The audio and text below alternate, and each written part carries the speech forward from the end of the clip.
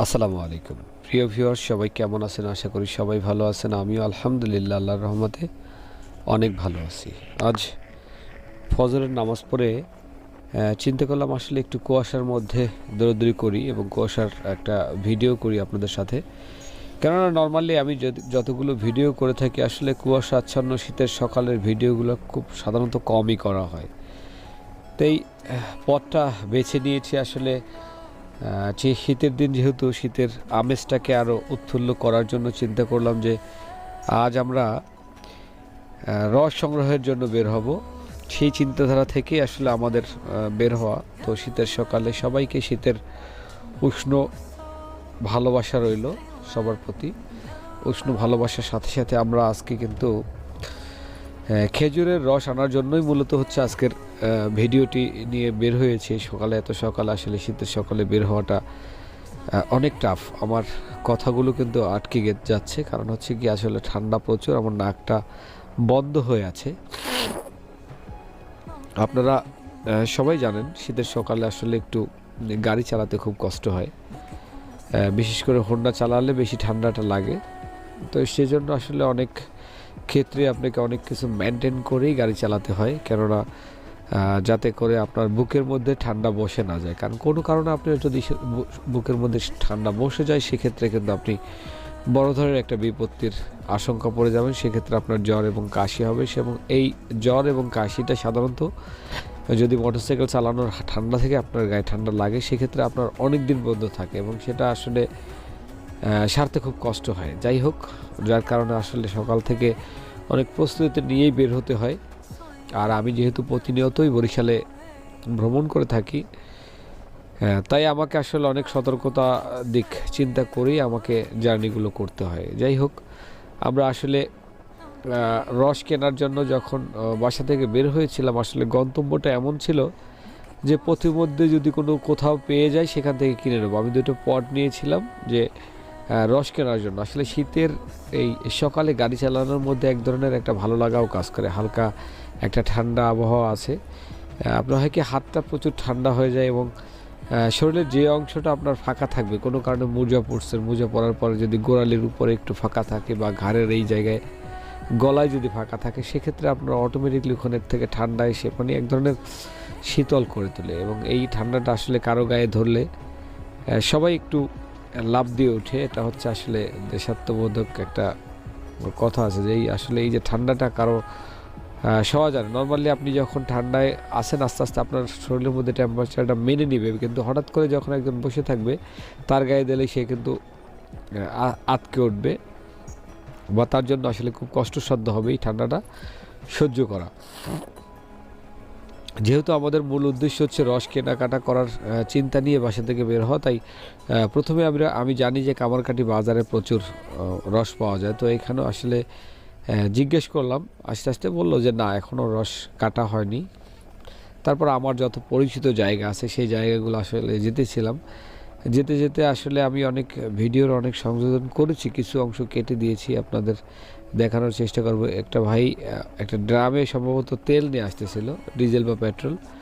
আমি দেখে তাড়াতাড়ি করে থামানোর পর যখন জিজ্ঞেস করলাম, সে বললো যে না, সেটা আসলে পেট্রোল, সেটা রস নয়। আমি রস ভেবেই কিন্তু থামাতে চেয়েছিলাম। ঠিক এরকমই ধোকাই আপনি সকালবেলা যখন বের হবেন, যদি কারো হাতে টাঙ্কিতে করে বা কলসে করে কোনো কিছু নিয়ে যেতে দেখেন, সেক্ষেত্রে আপনার কাছে মনে হয় এটার মধ্যে রস আছে। এমনভাবে আপনি যখনই আপনার পথ চলার মধ্যে রস সংগ্রহের জন্য বের হবেন, যাকে দেখবেন তার কাছেই মনে হবে যে এখানে মনে হয় রস পাওয়া যাবে। যাই হোক, আমরা দেখতে দেখতে একজন হিয়ালি মানে এই খাজুর গাছ কাটা ব্যক্তির বাড়িতে চলে এসেছি। এখান থেকে আসলে জানার চেষ্টা করব যে রস আছে কিনা।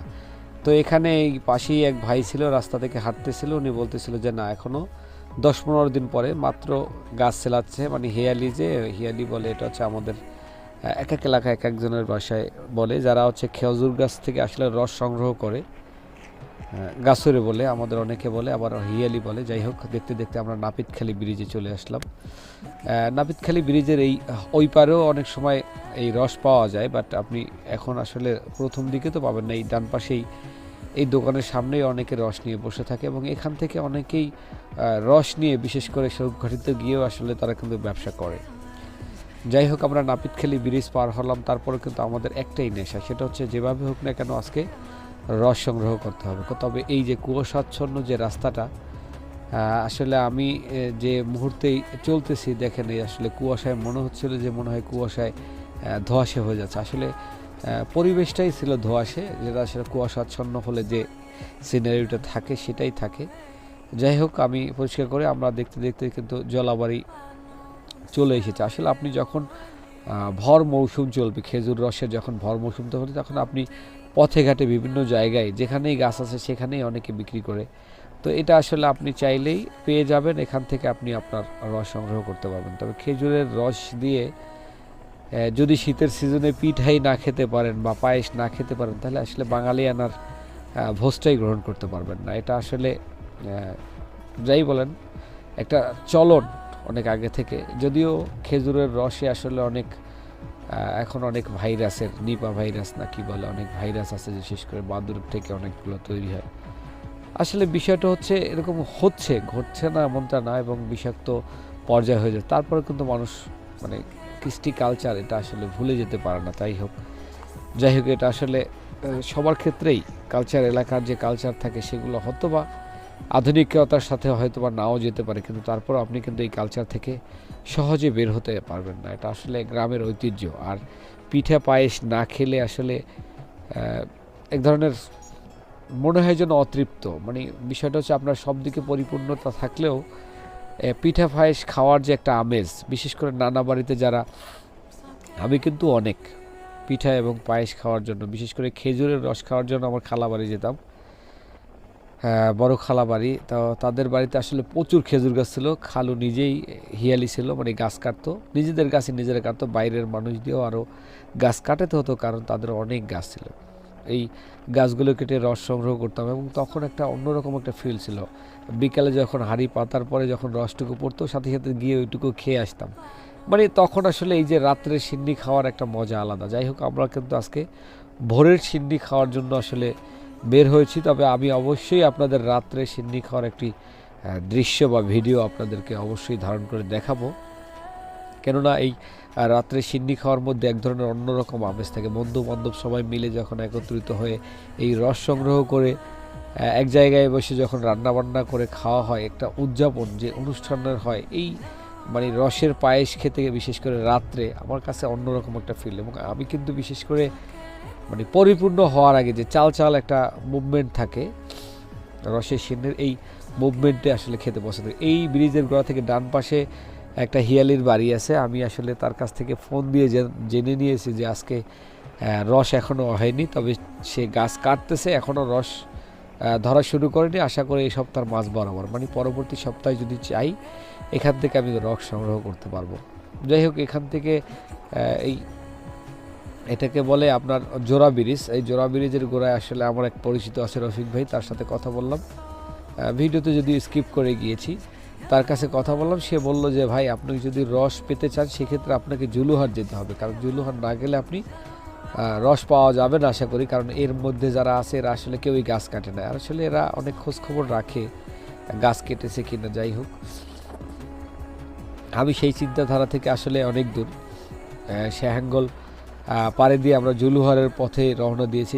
যে সামনেই শ্যাঙ্গল বাজার, বাজারের এখানেও অনেক সময় রস পাওয়া যায়। আসলে বললাম তো, যখন সিজন হবে তখন আপনি অনেক জায়গায় পাবেন, কিন্তু সিজন যখন হবে না তখন তো আপনি আসলে খুঁজলেও পাওয়া যাবে না। তবে আমার একটা বিশ্বাস ছিল যে আসলে খেজুর রস পাওয়া যাবে, এই চিন্তা করেই আসলে বের হওয়া। এই যে কুয়াশাচ্ছন্ন সকালে, যদিও আমার নাকটা খুব আটকে গেছে, তারপরেও একটা কথাই বলবো যে কুয়াশাচ্ছন্ন সকালে এক ধরনের ভালো লাগা কাজ করে, সেটা আপনারা যদি বের হন। কারণ কুয়াশার মধ্যে আসলে সাধারণত বের হওয়া হয় না, কারণ একটা কনকনে শীতের ভাব থাকে। এবং সত্যি কথা, আজকে কিন্তু প্রচুর ঠান্ডা।